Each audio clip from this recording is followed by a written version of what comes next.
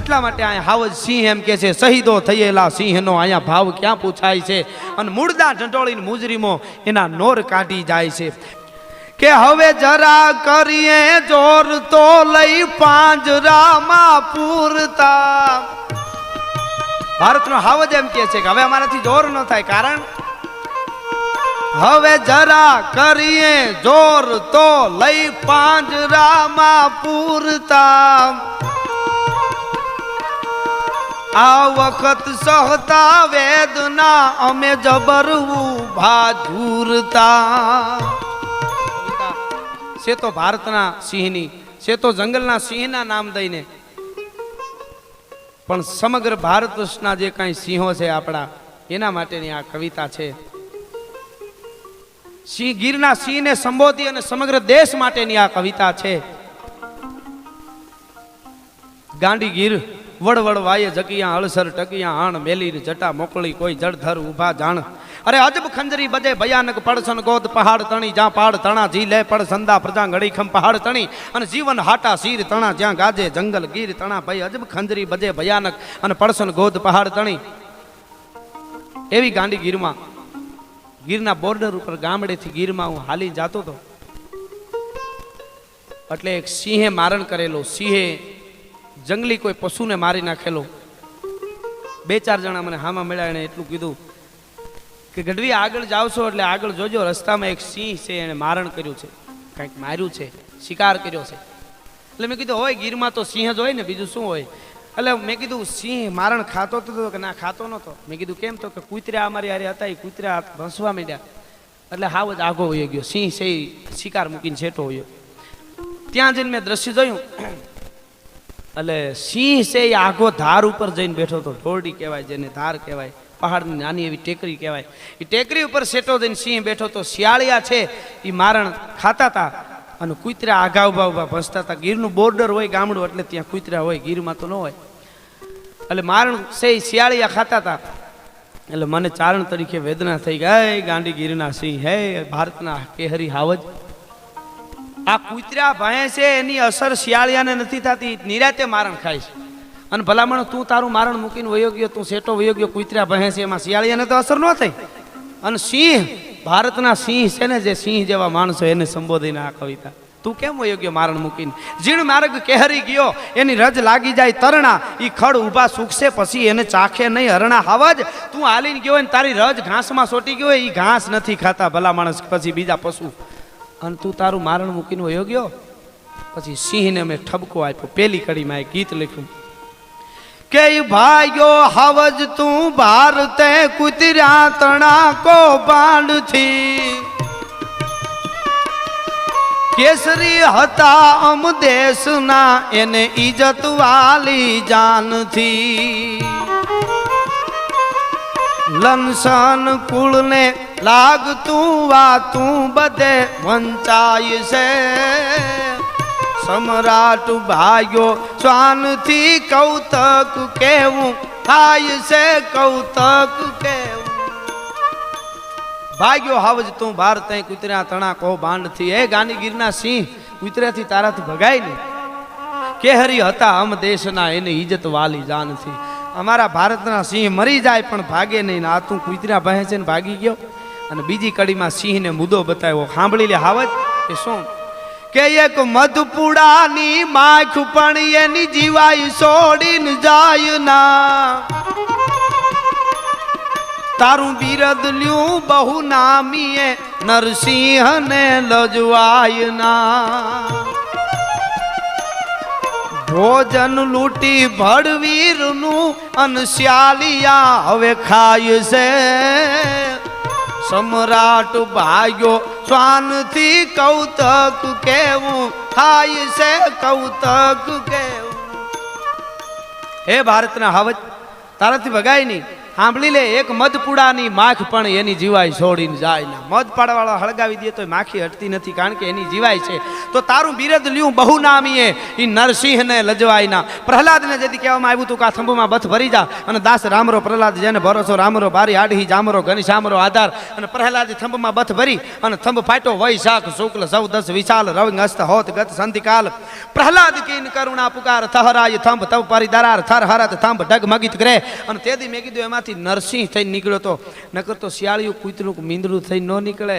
પણ સિંહ તારું બિરદ લ્યું બહુ નામીએ નરસિંહને લજવાય ના. તારેથી ભગાય નહીં, તારે મારણ મૂકીને જવાય નહીં. એ આટલી વાત કરી એટલે સિંહ એમ કહે છે, કવિરાજ મને ખબર છે મારાથી મારણ મૂકીને ન જવાય, પણ અત્યારે અમારો સમય નથી. કેમ? પછી હાવજ એમ કહે છે કે આ સમય આવ્યો શિયાળિયાનો રાજવી હું રંગ બન્યો.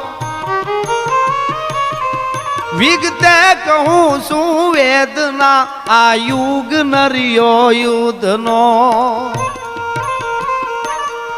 રજડા અમારા રાજ સૌ હવે લોટ દુઃખ ના થાય છે. સમ્રાટ ભાગ્યો શ્વાનથી કૌતક કેવું થાય છે, કૌતક કેવું. સમય આવ્યો શિયાળિયાનો એટલે રાજવી હું રક બન્યો. અને વિગતે કહું શું વેદના આ યુગ નરિયો યુદ્ધનો. અમે શું કરીએ, અમારો અત્યારે સમય નથી. સિંહ કે મેં કીધું વાત બધી તમારી સાચી, પણ હું એટલા માટે તને આ કહી રહ્યો છું કે આ અત્યારે આ દેશની પરિસ્થિતિ કેવી થઈ છે, તું એવું શું કામે કહેશો? તમે ધારો એ કરી શકો. મેં કીધું તું સિંહ છો ભારતનો, અને ભારતનો સિંહ જો શિકાર મૂકીને ભાગવા માંડશે ને તો પછી શિયાળિયા ભારતમાં વધી જશે. એની ભારતને હખે જીવવા નહીં દે ભારતના સિંહ. એટલે તને કહી રહ્યો છું. તઈ જઈ એટલી વાત કરીને કે હાવજ તું સિંહ ધારી કરી શક એવું જ્યારે મેં કીધું ને, તઈ સિંહે એની વેદના રજૂ કરીને કીધું તો હવે સાંભળો, મને વાંધો શું છે એ સાંભળો. એટલે મેં કીધું શું છે? અને પછી આગળ મેં લખ્યું કે હવે જરા કરીએ જોર તો લઈ પાંજરામાં પૂરતા. ભારતનો હાવજ એમ કહે છે કે હવે અમારાથી જોર ન થાય, કારણ હવે જરા કરીએ જોર તો લઈ પાંજરામાં પૂરતા. આ વખત સહતા વેદના અમે જબરવું ભાજુરતા. આ સમયના સરદાર થઈ આજ શિયાળિયા મલકાય છે. સમ્રાટ ભાગ્યો શ્વાનથી કૌતક કેવું થાય છે, કૌતક કેવું. હે ભારતના હાવજ, તો હાવજ એમ કે છે કે અમે તમે કવિરાજ તમે એમ કહો છો કે તમે ધારો ઈ કરી શકો તો સાંભળો. હવે જરા કરીએ જોર તો લઈ પાંજરામાં પૂરતા. એટલે આ વખત સહતા વેદના અમે જબર ઊભા ઝૂરતા. અરે સમયના સરદાર થઈ હવે શિયાળિયા મલકાય છે. આટલી વાત કરી એટલે સિંહે પછી સિંહને મેં એટલું કીધું કે તને ખબર છે હાવજ આ દેશની અત્યારે ભારતની પરિસ્થિતિ કેવી થઈ છે? એટલા માટે હું મારાથી કહેવાય જાય છે અત્યારે આ દેશની કેવી પરિસ્થિતિ થઈ છે. ક્યાંક વંદે માતરમનું ગીત ચાલે, ક્યાંક માતાના મૂળ બેઠા ઉખાડે દગાબાજ ખોટી ઠરી રાજધારી. હવે એક તારો ભરોસો મુરારી. જુઓ પ્રજાને કેવી ઉલ્લુ બનાવી, વેચા બોર એણે તરબૂચ બતાવી, અને નચાવી રહ્યા માકડાને મદારી. હવે એક તારો ભરોસો મુરારી. જુઓ પ્રજાને કેવી ઉલ્લુ બનાવી, કેવી ઉલ્લુ બનાવે છે. વેચા બોર એને તરબૂચ બતાવી, પેલા તરબૂચ દેખાડ્યા અને પછી લેવા ગયા તઈ બોર વેચાતા. અને ધર્મના ધામ કેવા પડે છે. ધર્મના જ્યાં ધામ છે, જ્યાં પૈસા લઈ અને દર્શન થાય છે, જ્યાં દર્શનના દામ દેવા પડે છે, છતાં ધર્મના ધામ કેવા પડે છે. એમાં નહીં કોઈ દેવ નહીં પૂંજારી. હવે એક તારો ભરોસો મુરારી. અરે દેવળમાં પૈસાવાળા હાવ પાહ બેઠા અને શ્રદ્ધાળુ હાવ શેટા જ બેઠા. આવી થશે ધરણી ધરે નોતી ધારી. હવે એક તારો ભરોસો મુરારી. દગો ત્રાજવામાં, દગો તોડવામાં, દગો હવામાં, દગો બોલવામાં, રોજ વધે જાતી દગાની બજારી. હવે એક તારો ભરોસો મુરારી. અહીંયા હરિ હોય કે હરિચંદ જેવા, અહીંયા ગાંધી હોય કે દયાનંદ જેવા, બધા પાણીના મૂલે વેચાય ભારી. હવે એક તારો ભરોસો મુરારી. હવે એક તારો ભરોસો મુરારી. અરે સિંહણ સંતાન વીણ ઝૂરે રાખે અને ભૂનણી ભૂનના જણે રાખે, થાતી દેહને બેય બાજુ ખુવારી. હવે એક તારો ભરોસો મુરારી. હવે એક તારો ભરોસો. અરે અહીંયા ધાપવાળા ધંધા મચાવે અને માપવાળા માખીઓ ઉડાડે. વળે ગરાગો જ્યાં વધુ ભીડ ભાળી, હવે એક તારો ભરૂસો મુરારી, માતા અજનમાં કુમળા બાળ મારે, ખુદ નાવિક બુડાડે પછી કોણ થારે, આવી થશે ધરણી ધરે નહોતી ધારી, હવે એક તારો ભરૂસો મુરારી. ભારતના સિંહને મેં કીધું, હે હાવજ સાંભળી લે, આ દેશની પરિસ્થિતિ અત્યારે ભારતની કેવી છે, કેવી પરિસ્થિતિ છે અત્યારે કે ગજબ છો હવે ગીધ જરખા ખુદ શિકારો ખેલતા,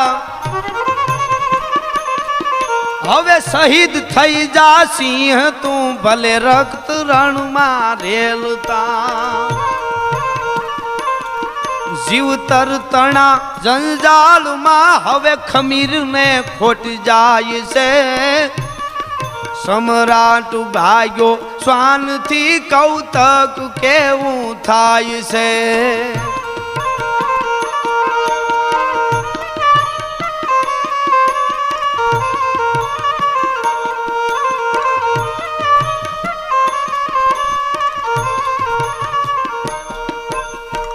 અને આટલી વાત કરી ભારતના સિંહને કે હે હાવજ ગજબ થયો હવે ગીધ જરખા ખુદ શિકારો ખેલતા. મને ખબર છે સિંહ કે ગીધડા અને જરખ ઈ કોઈ દી શિકાર ન કરે, અટાણે ઈ મારેલું ખાય છે, હાવજ સિંહ નથી ખાય શકતા. એટલે કહું છું હવે તું તારાથી સિંહ બીજું કાંઈ ન થાય તો કાંઈ નહીં, પણ હવે શહીદ થઈ જા સિંહ તું ભલે રક્ત રણમાં રેલતા.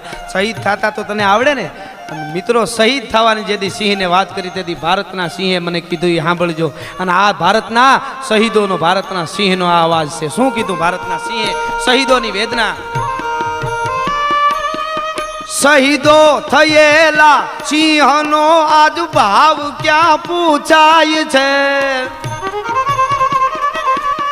શહીદો થયેલા સિંહનો આજ ભાવ ક્યાં પૂછાય છે, મૂળદા ઢંઢોળીને મુજરીમો એના નોર કાઢી જાય છે, કાગડાયું માટી કાગની ખંતે હવે તો ખાય છે, સમ્રાટ ભાગ્યો શ્વાનથી કૌતક કેવું થાય છે, કૌતક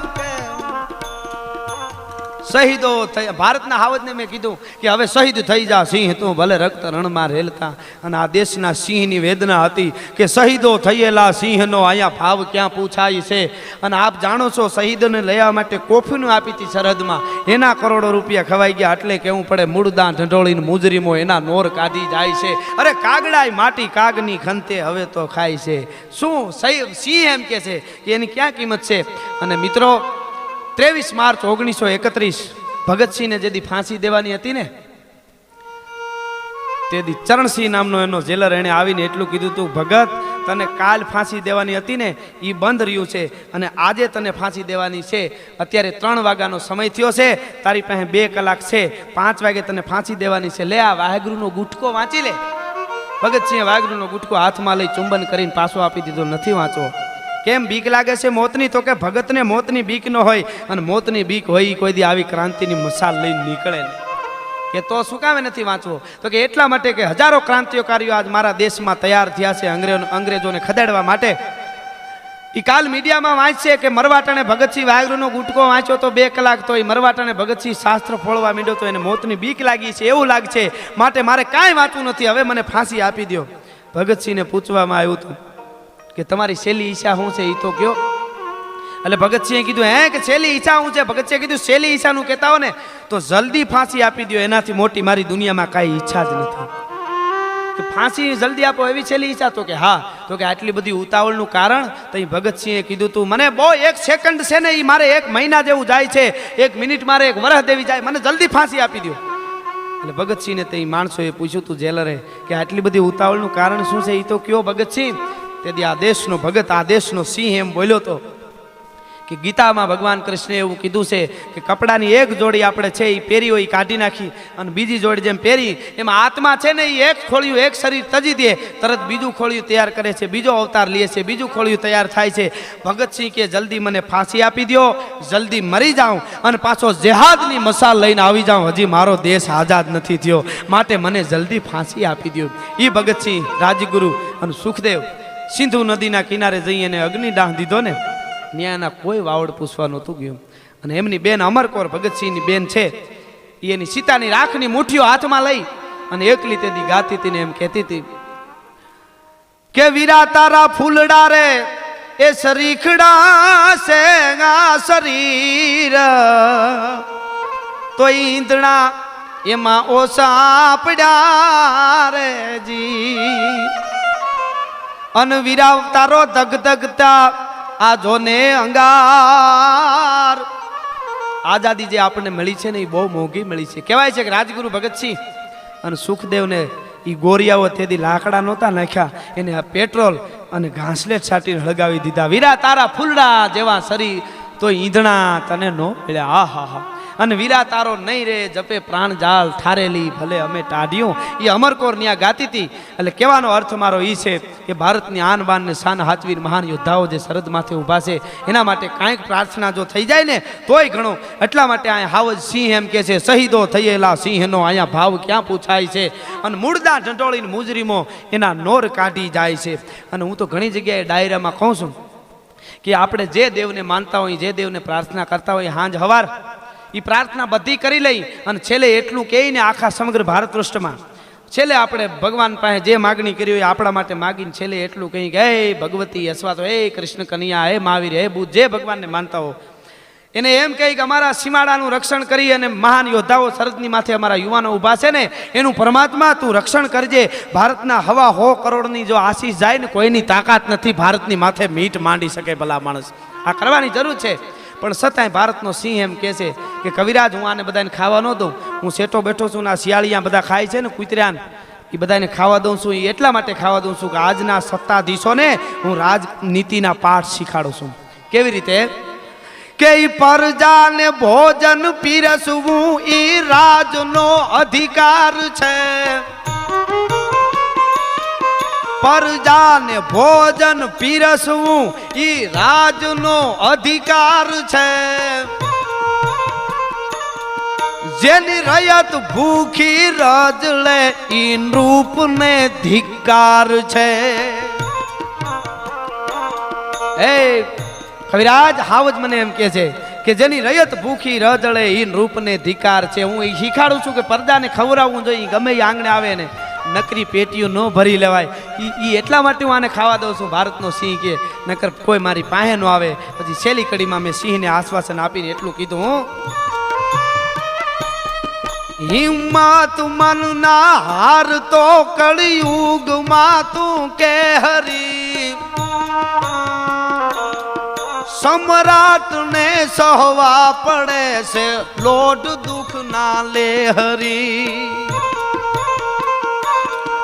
કહે રાજ ગાંડીવ નો ધણી અર્જુન પણ લૂંટાય છે.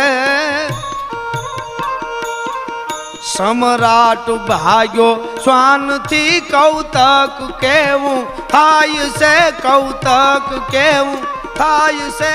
કૌતક